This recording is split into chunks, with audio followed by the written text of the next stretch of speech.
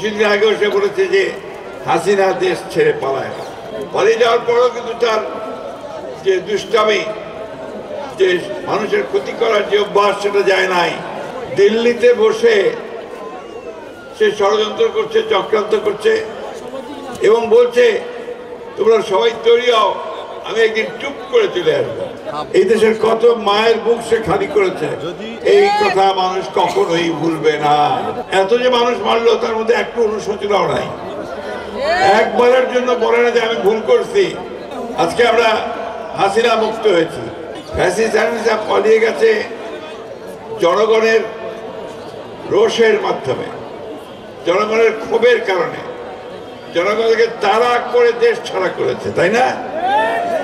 অথচ দেখেন, এই কিছুদিন আগেও সে বলেছে যে হাসিনা দেশ ছেড়ে পালায় না, বলছিল না? আজকে সে পালিয়ে গেছে। পালিয়ে যাওয়ার পরেও কিন্তু তার যে দুষ্টামি, যে মানুষের ক্ষতি করার যে অভ্যাস, সেটা যায় নাই। দিল্লিতে বসে সে ষড়যন্ত্র করছে, চক্রান্ত করছে এবং বলছে তোমরা সবাই তৈরি হও, আমি একদিন চুপ করে চলে আসবো। তার এই চুপ করে কথাটা আর যায় না। আমাদের মনে আছে যখন পদ্মা সেতু তৈরি হলো, তা আমরা যখন পদ্মা সেতুর দুর্নীতির কথা বললাম, আমাদের নেত্রী দেশনেত্রী বেগম খালেদা যখন বললেন, তখন সে বলল খালেদা জিয়াকে এবার ওই পদ্মার ব্রিজ থেকে চুপ করে নিচে ফেলে দাও, বলছিল না? ওই চুপ করে সে আবার চলে আসতে চায়। একটা কথা তাকে মনে রাখতে হবে, এই দেশের মানুষের উপর সে যে অত্যাচার করেছে, এই দেশের কত মায়ের বুক সে খালি করেছে, কত বাবার সন্তান হারিয়েছে, কত সন্তান তার পিতাকে হারিয়েছে, এই কথা মানুষ কখনোই ভুলবে না।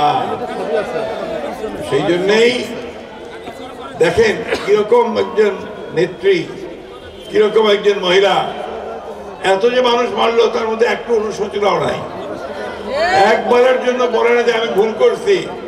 এটা একটা ভয়াবহ, আমরা যেটা কথা বলি যে উনি একজন আসলেও একটা সেই আমরা যেটা বলি সবসময় যে একটা দূত, একটা আপনার ভয়াবহ একটা পাথরের মতো আমাদের বুকের উপর বসে আছে। এই সেখানে বসেছিল, আজকে সে গেছে, আমরা শান্তিপূর্ণভাবে কথা বলতে পারছি। বন্ধুগণ, আজকে আমরা হাসিনা মুক্ত হয়েছি, কিন্তু এখনো আমাদের যে লক্ষ্য একটা গণতান্ত্রিক ব্যবস্থায় ফিরে যাওয়া, আজকে এখন পর্যন্ত কিন্তু আমরা সেই গণতন্ত্রে ফিরে যেতে পারি না।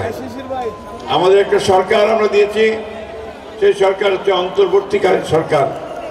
তাদেরকে দায়িত্ব সুনির্দিষ্ট করে বলা আছে যে তারা এই যে এত জঞ্জাল তৈরি করেছে হাসিনা, দেশের অর্থনীতিকে ধ্বংস করে দিয়েছে, বিচার ব্যবস্থা ধ্বংস করেছে, প্রশাসনকে ধ্বংস করে দিয়েছে, এটাকে ন্যূনতম ঠিক করে সংস্কার করে সে নির্বাচন দেবে। তারা সেই নির্বাচনে যারা অংশগ্রহণ করবে, তারা জনগণ যাকে চাইবে তাকেই তারা ক্ষমতায় নিয়ে আসবে, তাই তো নাকি?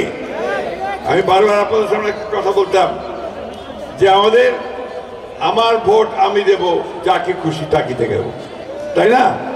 এখানকার লোকেরা আপনারা অনেকেই গত 15 বছর ধরে কোনো ভোট দিতে পারেননি।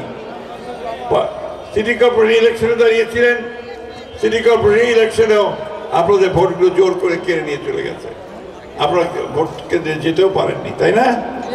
আজকে এই সুযোগ এসেছে।